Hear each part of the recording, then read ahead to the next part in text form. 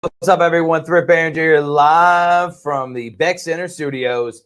I'm with my cohort, Richard Holdridge, your voices of GIAA.TV, and we got a jam-packed, fantastic show on Inside the GIAA here this Wednesday night. We'll recap softball state championships who were there for the state tournament last week at South Commons.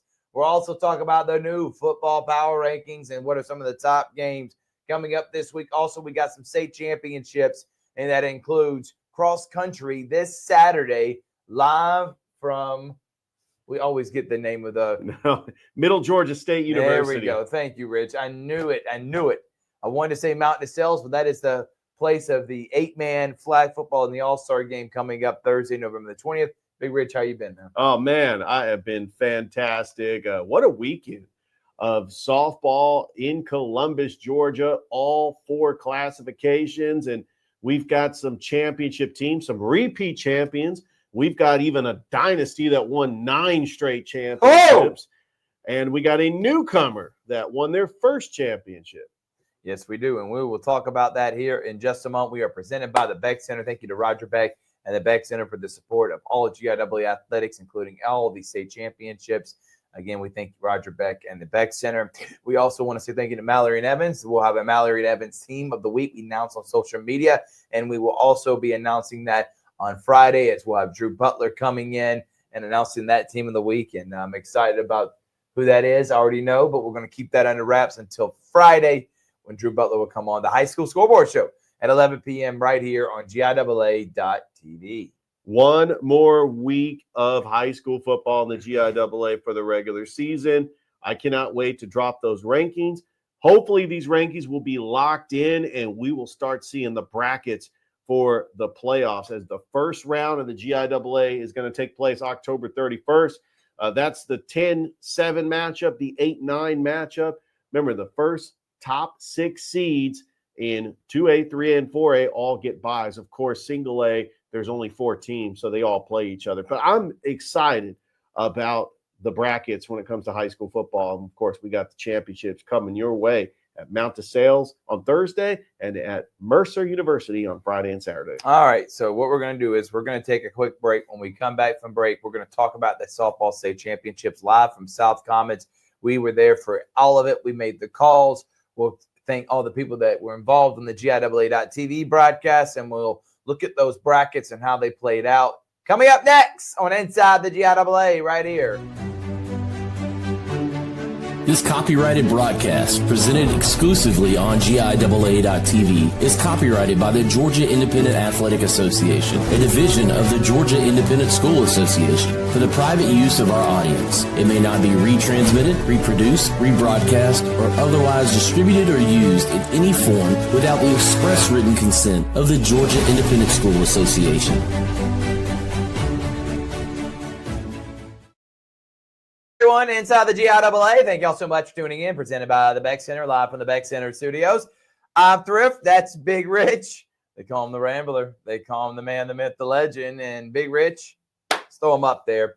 Let's look at these brackets for softball. All right, Richard. First things first, in the 1A classification, we had Citizens Christian, the number 1 seed, make it all the way to the championship of the winners bracket, lost to David Emanuel, which was an upset. Citizen Christian then had to beat Thomas Jefferson to make it back to the state championship, and they were able to beat David Emanuel not once but twice. And in that final game, it went down to a game-winning hit. Citizen Christian walked it off. Dave Plata and Mike Frost were on the call for that. It was an incredible 1A state championship game, and congratulations to Citizens Christian on winning back-to-back.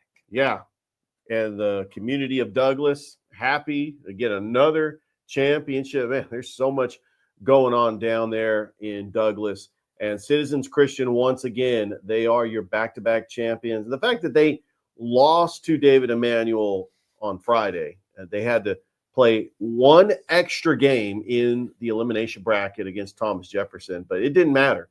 They were able to get that win and able to take the game, if necessary, to turn around and to win 2 games on Saturday. Quite impressive. Very impressive, Richard. All right, now let's go to the 2A classification. Brentwood came in as a number 1 overall seed. No really not many upsets except for in that 1A classification. Aside from that, it was chalk pretty much all the way through. Brentwood able to take care of business against Trinity Christian and Gatewood on Thursday. Friday, they played Southwest Georgia, defending champion, and beat them in the winners bracket championship, Richard. So then they made it to the state championship. Southwest Georgia had to take care of Briarwood in the losers bracket championship. And then Brentwood lost to Southwest Georgia in the game one. Then they go to if necessary, and they beat them, by the way, 8. I think it was 4-1 or 8. What was the final score in that first game? That first game, I want to say it was like 4-1. It was a pitcher's duel. And then Brentwood had an 8-0 lead on Southwest Georgia. Unbelievable. And then Southwest Georgia had the improbable comeback of all comebacks with 11 unanswered runs, wins the game 11-8 to win back-to-back. And let me tell you how that game was going, Richard. You were on the call for that, and I was with you. First things first, Brentwood up 8-0. You see the pitcher got taken out for Southwest Georgia. She's crying. It was her senior year. She felt like she let the team down. She's being consoled by her coach. And literally an inning later, the pitcher from Southwest Georgia, Brentwood's coming off the field and having that same thing happen to her where she's being consoled because they gave up 9 runs. They were down 8-0 in the 5th. The game was about to be over. They scored 4 unanswered there. Then the next inning, they scored 5, then 2 more. They were up 11-8, and they ended up winning that game, Richard. What a great, if necessary, game, and congratulations on Southwest Georgia winning back-to-back. The turning point of that game was when KJ Spann hit that 3-run homer to cut it to 8-4. But Aubrey Holloman, who pitched the gym before, was absolutely a workhorse on Saturday. They brought her in, and she did not give up a single run, and that's how Southwest Georgia was able to make that comeback. But it was really the spark by the 3-run homer by KJ Spann. All right, let's go to 3A.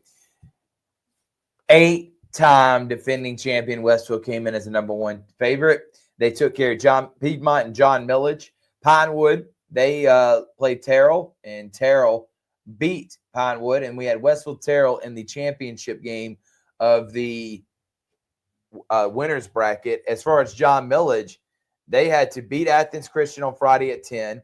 They had to beat Pinewood on Friday at 2. And then they had to beat Terrell in the losers bracket championship on Friday at 4. They played 3 games on Friday, won all 3, played Westfield, and then just ran out of gas against the defending 8-time state champion. And Westfield goes to 9 consecutive. The powerhouse continues. You got to give credit to John Millage. They were the 4th seed just to get to the championship. They played some very tough teams, but you got to give credit to Westfield, who plays in a tougher region, a tougher district with a bunch of 4A teams, but 9-time champion. You don't hear that often in high school. When you think of champions that won 8, 9 games, you think of like the John Wooden's UCLA team or the Boston Celtics. It's rare to see a 9-time state champion in high school. And so that's what we're getting with Westfield School. And what an incredible performance. Let's go to 4A. Number 1 team, Calvary, took care of business against Stratford, beat Tatnall in a classic on Thursday at 4. They then played in an upset. FPD took down number 2, Strong Rock. FPD and Calvary played. Calvary dominated them and made it to the championship. Strong Rock had to win at 10 o'clock against Bethlehem. They then had to beat Tatnall at 2 and then beat First Presbyterian Day at 4. So they had to win 3 games on Friday, then beat Calvary in the game 1 of the state championship, Richard. We were on the call for that. And then Calvary won in late inning heroics, down 3-2, 5-3 to take down Strong Rock to win the 4A state championship. I know that says Strong Rock on there. That was obviously a typo. Calvary is your 4A state champion. What a game, though. And it ended the softball tournament with a bang. We had 3 if necessary games, Richard, and they all went down to the wire. And so glad that we were able to be there on the call for them. Yeah, it was just an incredible series between 2 district rivals. Strong Rock ended up winning that first game 5-3. It was some uncharacteristic errors by Calvary. They committed 5 errors in that game, and Strong Rock had a big inning. They put up 4 in the 4th, I believe. And then that game, Calvary is very talented, but they're young. And I felt like they played tight. But when it mattered the most, the pitching of Kendall Gum and Mackenzie Jones, and you had timely hitting from Allie Halstead, Kentley Spates, Madison Davis. Wow. They were able to get it done and pull out the 5-3 victory. They ended up getting 2 runs in the 6th inning, I believe. Strong Rock actually committed an error, and they were able to get 2 runs across. And then Kendall Gum coming in. It wasn't a save situation, but she came in and shut the door, and the Calvary Christian Knights, in their 2nd year in the GIAA, are state champions. Unbelievable, Richard, and so glad that we were able to celebrate them. And what we're going to do is we're going to take a break. When we come back, we'll talk about the volleyball all-star game that just happened, and we will talk about those of the players that were in it and celebrate them. And then we'll have the football power rankings and big games coming up next here on Inside the GIAA. Don't go anywhere from the Beck Center Studios. GIAA.TV now brings you more live coverage of more sports than ever before. Announcing GIAA.TV Lite with live coverage of swim, wrestling, cheer, and more. GIAA.TV Lite is the next best thing to being there. From one screen, you will hear the crowd, see the action, the scores, the stats, and more. With no play-by-play or instant replays, GIAA.TV Lite is half the price of our regular broadcast. Announcing GIAA.TV Plus. With all of your fan favorites, GIAA.TV Plus now adds volleyball, softball, all-star football, and more. Featuring all the play-by-play, instant replays, multiple angles, and more, all for less than the cost of 2 adult tickets to the event. Don't miss 1 second of the action all year long, only on GIAA.TV.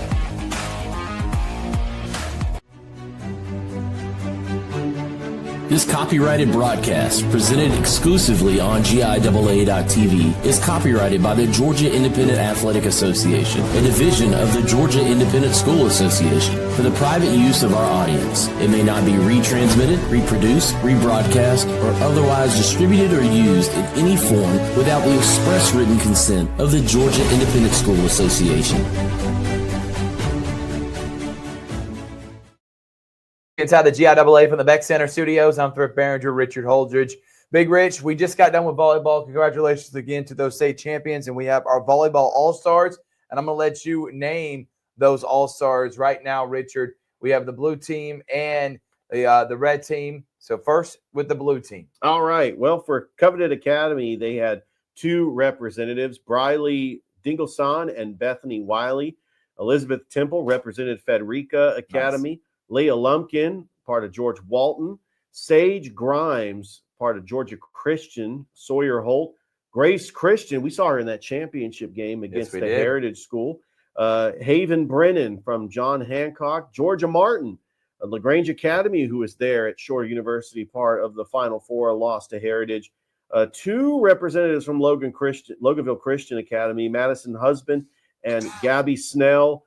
Laura Sparks from Mount DeSales Academy, Corinne Stevenson from Oak Mountain Academy, 2 representatives from Strong Rock Christian School, Briley Buckner and Mary Jane Lockhart. How about Rebecca Heil? She had an incredible finals against Pacelli, really took over, especially in that first set for Tallulah Falls, as they took the first set against Pacelli and just battled in that championship game. Lexi Carlson had a very good championship before the 2-time champion, the Heritage School, and then Presley Allen from Valwood. The coaches were Scott Lewis from LaGrange Academy and Sarah Brown from Bethlehem Christian Academy.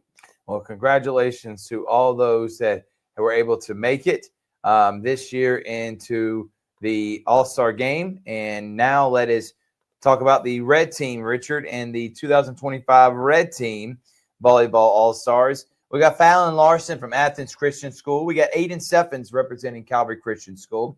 Alexa Vrecken of Dominion Christian. Addie Shell of Dominion Christian. Ken Amara of Georgia Christian School. Jaya Gillums of Georgia Christian. Elijah Grace Calvey of Grace Christian Academy. Anna Diskin of Heritage Prep. Cameron Petit of LaGrange. Mary Tan of Mount DeSales.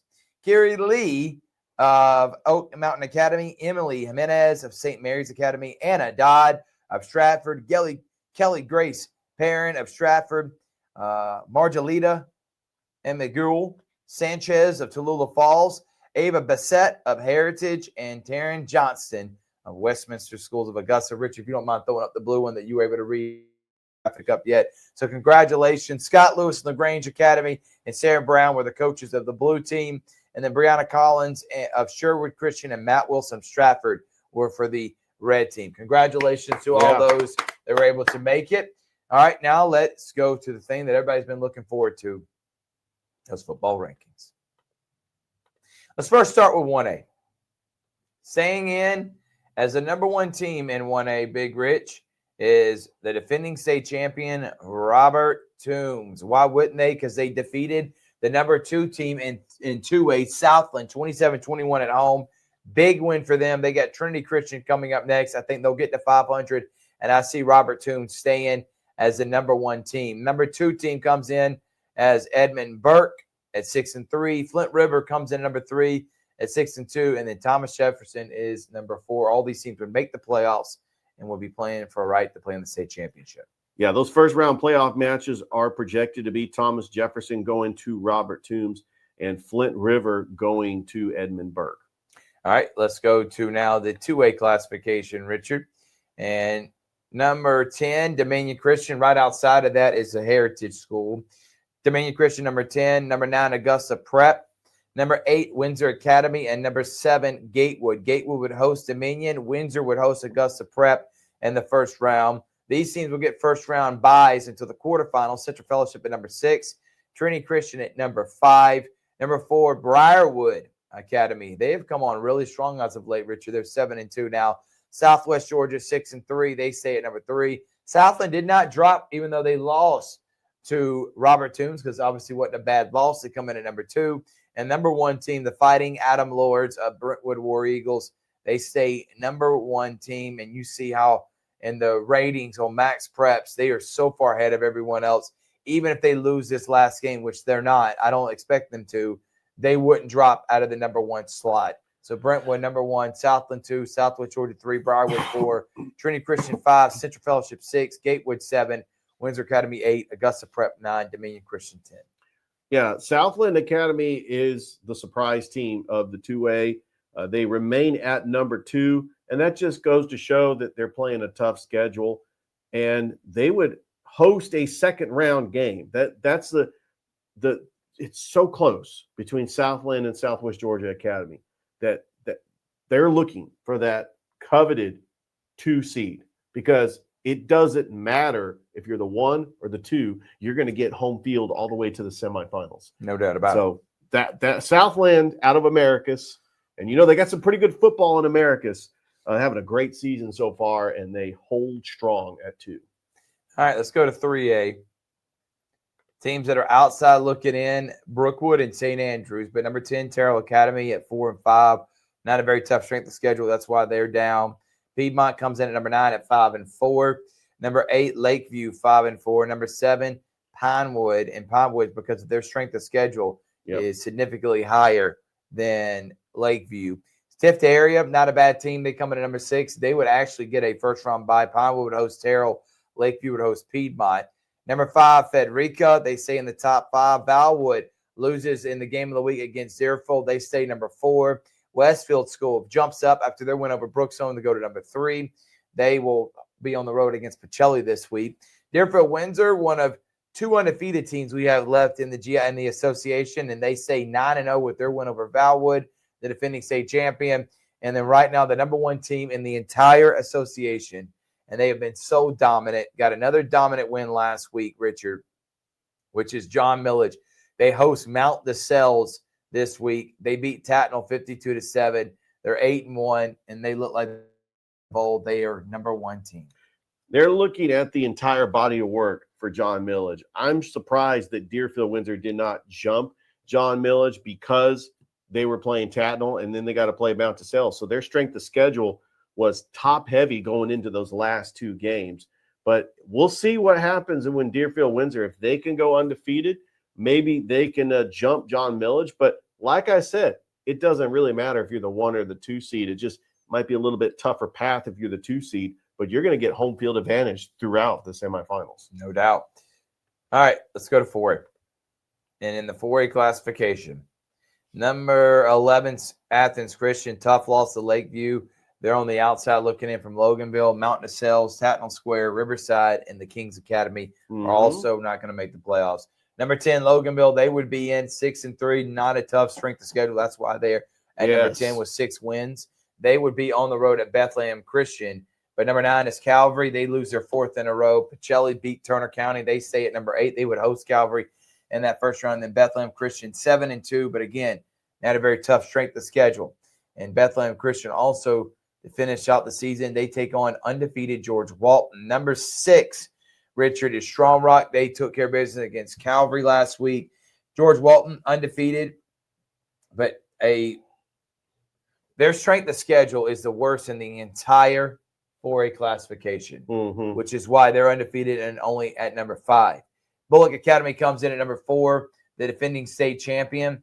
Brookstone comes in at number 3. They drop and go below FPD after losing to Westfield. FPD jumps up to number 2 after getting a win. They end their season against Tatnall, so I don't expect them to drop. And coming in as a number 1 team, and I expect them to stay number 1 as they go on the road to Calvary, is the Stratford Eagles. So there is your top 10 in 4A, and I think a really wide open classification. Yeah, and there's a key game that could be a preview of a playoff matchup, maybe even a second-round playoff matchup. Brookstone is hosting Strong Rock. I don't know if Brookstone does get the win over Strong Rock and FPD, they win against Tatnall. I don't know if the strength of schedule is going to catapult Brookstone up against FPD. I know that Brookstone beat them, but FPD has played a lot of much tougher opponents, and they have the quality win over Stratford. So I think that these rankings are going to be locked in. There could be a scenario where if Calvary gets the upset against Stratford and Pacelli loses to Westfield, those 2 teams might flip. But I think that the playoffs are pretty much locked in for 4A. I think so too, man. So there is your rankings right now. Remember, this is the last week of the regular season, Richard. Here, and we'll take a break. When we come back from break, we will talk about some of the key games in the last week of the season. And then, can you believe it? Next Friday night, we already got playoffs in the GIAA. It's inside the GIAA. We'll be right back after this. Founded in 1985, the Georgia Independent School Association proudly represents nearly 170 accredited private, independent, and parochial schools across the state. From Tallulah Falls to St. Simon's Island, from Columbus to Augusta, our schools serve over 76,000 students every year. Whether parents are interested in smaller class sizes, more individual attention, a religious-based curriculum, or a safe and structured environment, the GISA provides a strong education, which is the foundation for success. To learn more about the GISA and how they can serve your school, visit us online at www.gisaschools.org.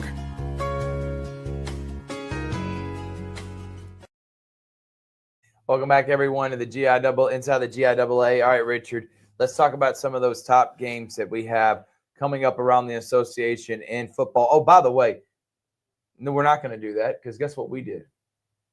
We forgot 8-man. So we're going to go right back to those rankings, and we're going to throw up 8-man. Yes. We do this every single time. Richard, you normally are do a good job at reminding me. You didn't this time. All right, here we go. Number 10, Covenant Christian, 4-5. David Emmanuel comes in at number 9. Monsignor Donovan comes in at number 8, 5-2. Westfield, 7-3. Their season's done. Citizens Christian, their season's done, 7-3. Westminster Christian at 7-2. Georgia Christian, 6-2.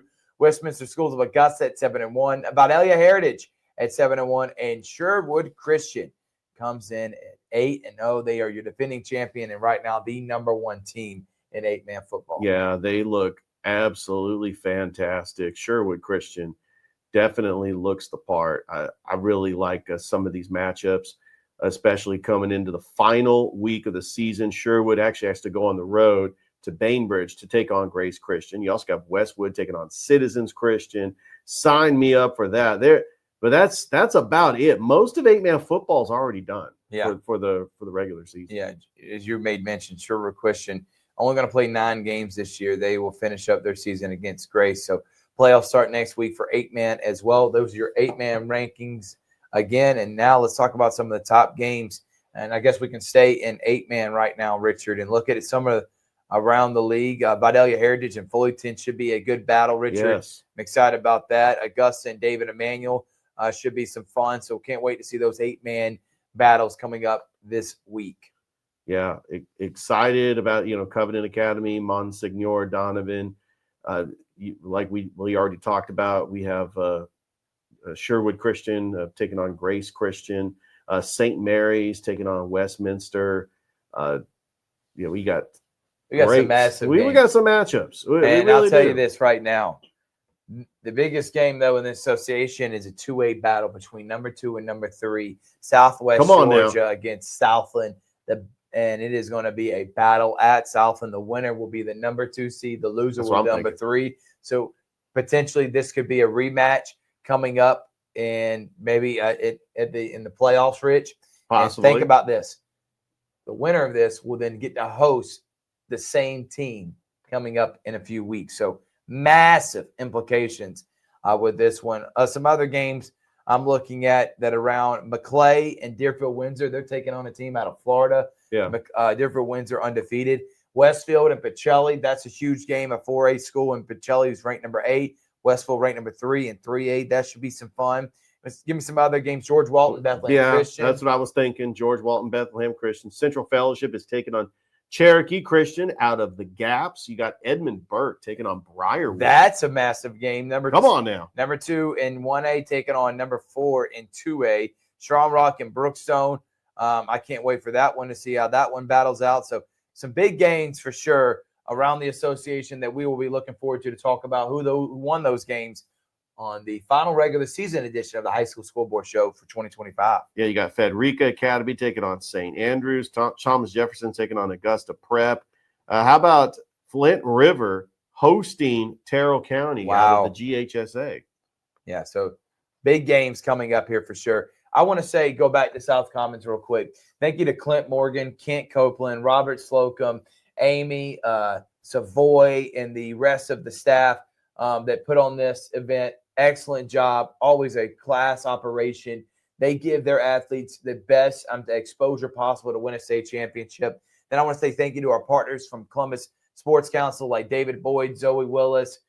We appreciate both of them and their support of what we do. They were phenomenal. Columbus Parks and Rec, Sylvester Selden and Curtis Simpson. Yes. It was an overall team collaborative effort. You had 32 schools here for a couple days battling out for a state championship, and they got the best possible concession stand. They played in that big stadium for the championship. Then, of course, the GIAA.TV people from Tony Morgan, yourself, Richard, Dave Plata, Mike Frost, Braden Holder, Chris Gates, Tyler Dykes, Brett Taylor, Aiden Modzingo, Ricky Rogers, Jonathan Jones, Austin Hicks, Lewis Sandville. We had a who's who. Easton. We had a who's who.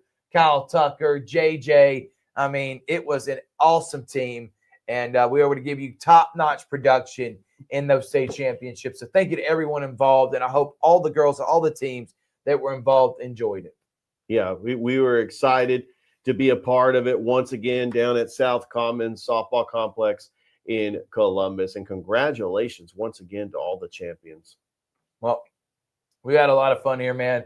Glad that we were able to do it, as always, on Inside the GIAA presented by the Barringer. Don't forget, on Friday, we got High School Football School Board Show. It is our final regular season one. We will know where people are going to be. We can kind of predict how the rankings are going to come out, when the brackets are going to look like. Because guess what? Next Friday night, playoffs start, baby. Playoffs. And we're already here. Cannot wait to break it all down for you on the High School School Board Show presented by the Barringer, 11 p.m. on GIAA.TV. From Thrift, Barringer, Richard Holdridge, thank y'all so much for watching. We'll see you next time on Inside the GIAA presented by the Barringer.